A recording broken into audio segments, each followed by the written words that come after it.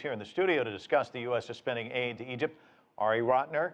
He is a former Obama administration official at the State Department. And Ari, it seems like just yesterday, almost sounds like Groundhog's Day. You were here back in August. We were talking about this very issue, and you said the U.S. does have leverage, but don't kid yourself, it doesn't have that much leverage. So what kind of an impact does this have? Well, I think the sad truth is it probably won't have that much of an impact. This is an opportunity for the administration to make a statement, and certainly a statement that they're making by withholding this amount of aid. But nevertheless, the Egyptian generals have clearly seen themselves in a very serious fight with the Muslim Brotherhood and are not going to relent solely because aid is put on hold for a year.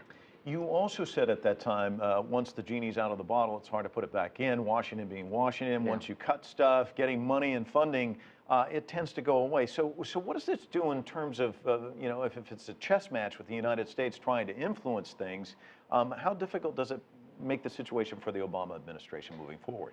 Well, of course, you raise a very smart point, which is the reality is even if they wouldn't have put the aid on hold, just due to the situation in Washington in general, the aid de facto would be on hold with the government shut down and the continuing budget crisis here.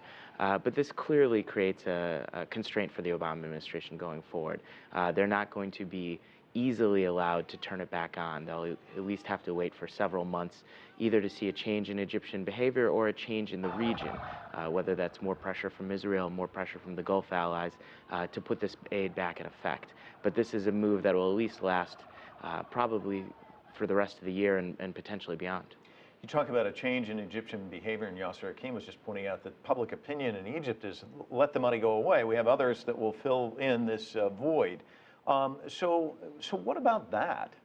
Well, it's certainly the case that the Egyptians have many friends, particularly in the Gulf, Saudi Arabia and the UAE, who will backfill American aid in terms of dollar amount. It isn't the case that the Egyptians have ready supply of weaponry, sophisticated weaponry like F-16s or tanks that can easily supplant what Washington has done. I mean, the Egyptian military themselves will certainly feel the pain if this were to hold out over the long run. Now, for the short term, you know, they have quite a stockpile of heavy weaponry and all other sorts of weaponry, and this isn't a complete cessation of aid anyways.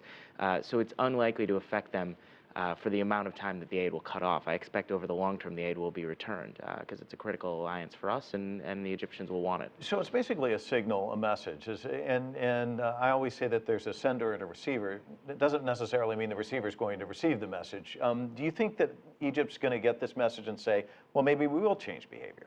Well, I mean, Egypt certainly will get the message, and it's a muddled message to some extent because, you know, they're not totally cutting off all aid, and they're going to continue, and they don't want to totally cut off aid. But the reality is, and they're also sending a message here at home. Some of this is in response to opposition to continuing business as normal when the Egyptian government is killing many protesters. So it's a message the Egyptians will receive. It's likely a message that they'll ignore for at least the time being. Is the U.S. losing influence in the region? It's a very difficult question to answer, but I think the hard truth is the U.S. is certainly in a weakened position from where it was 10 years ago, let's say. You know, I don't think it's necessarily in a weakened position from where it was a year or two ago. The reality is the region is undergoing a massive series of changes. Almost every country you can think of, Syria, Egypt, Libya, Iran, is going through a series of internal revolutions, economically, politically, militarily, generationally. And it's not in the power of any one state, let alone a foreign state like the United States, no matter how powerful, to control this kind of change. Washington still has tremendous leverage. That leverage may be weaker than it was, but it's still very powerful. But Washington can't change events on its own.